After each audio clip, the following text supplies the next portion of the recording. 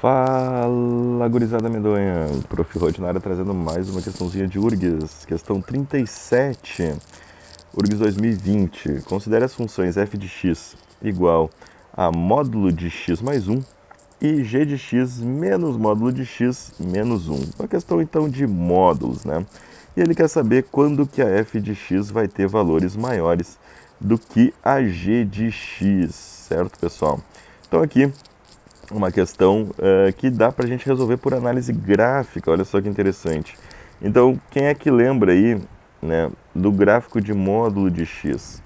Então, vamos puxar da lembrança aí, quem lembra, a nossa querida função identidade. A nossa função identidade, pessoal, é uma das funções mais importantes aí, porque ela é então, uma f de x qualquer, né? Vamos chamar aqui de h de x, só para não confundir com a f e a g da questão. Então, h de x igual a x é esse gráfico que eu acabei de mostrar, que é quando, por exemplo, quando x é 1, y é 1, quando x é 2, y é 2, e assim vai indo. E quando x é menos 1, y é menos 1, quando x é menos 2, y é menos 2, está todos os pontinhos bonitinhos. O que acontece, pessoal, quando eu faço o módulo, né, da h de x? Então, o módulo da h de x, né, o módulo de x fica... Todos esses valores, menos 1 e menos 2, passam a ser positivos, porque módulo de menos 1 é 1, módulo de menos 2 é 2. Então, eu tenho aqui o que a gente chama do rebatimento da minha função, né? Então, a minha função módulo de x, né, ela vai ser essa função preta aqui, né, a clássica módulo de x. Bom, lembrando disso, né, pessoal, a gente tem como, então, deduzir o que significa esse carinha mais 1 aqui. Esse carinha mais 1 aqui é chamado de translação horizontal.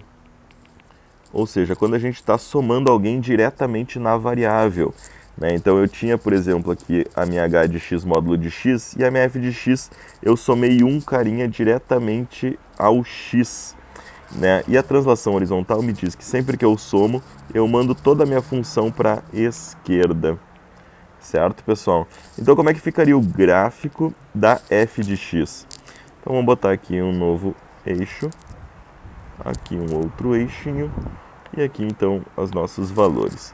Vamos botar aqui um pouquinho mais separado, 1, 2, 3, aqui em cima só 1, 2, aqui em cima menos 1, menos 2, e aqui menos 1, menos 2. Então, foi como eu tinha comentado, né? Eu vou mandar para a esquerda uma unidade. Então, o meu gráfico que aqui começa no 0, aqui ele vai estar começando no menos 1. E ele vai ter, de resto, o mesmo comportamento. Eu só copio, então, aquele comportamento ali. Então, cresce para cá, cresce para lá.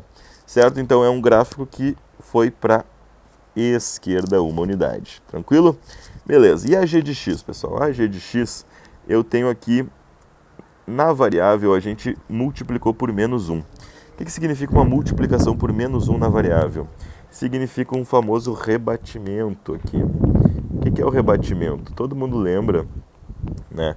Quando a gente era criança e fazia aquelas borboletas, né? Desenhava numa folha metade da borboleta e dobrava a folha, né? Rebatia a folha. A gente criava umas borboletas ali dobrando a folha. E como é que fica esse rebatimento? Esse rebatimento é sempre em relação ao eixo x. Ou seja, vou fazer aqui embaixo o gráfico da h de x. Se eu multiplicasse essa h de x por menos 1, o que aconteceria? A minha função ficaria aqui toda negativada, olha só. Então, o que foi o rebatimento que eu estava comentando? É como se eu pegasse ela e dobrasse ela para cá. Então, aqui eu tenho h de x igual a menos módulo de x. Essa é a minha função em azul.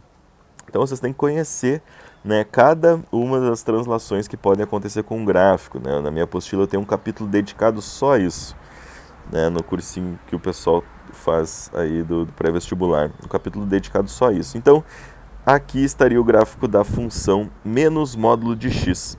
Beleza, mas não é só isso, ainda tem um menos 1 ali incomodando. O que o menos 1 faz? Essa aqui é a translação vertical. Todo mundo desce uma unidade. Então, além de rebater, todo mundo desceu. Então, eu vou ficar com um gráfico que vem até aqui o menos 1 e depois continua descendo. Daí eu pergunto para vocês, quando que a f de x é maior do que a g de x? Sempre, olha só. Desde o primeiro momento, ela está acima. Todos os pontos dela aqui estão acima dos pontos da minha g de x, né? Não botei aqui que essa é f de x, e aqui embaixo o gráfico da g de x. Então, se ela está sempre acima, quer dizer que vale para qualquer intervalo do menos infinito até o mais infinito. Certo, pessoal? Aquele abraço!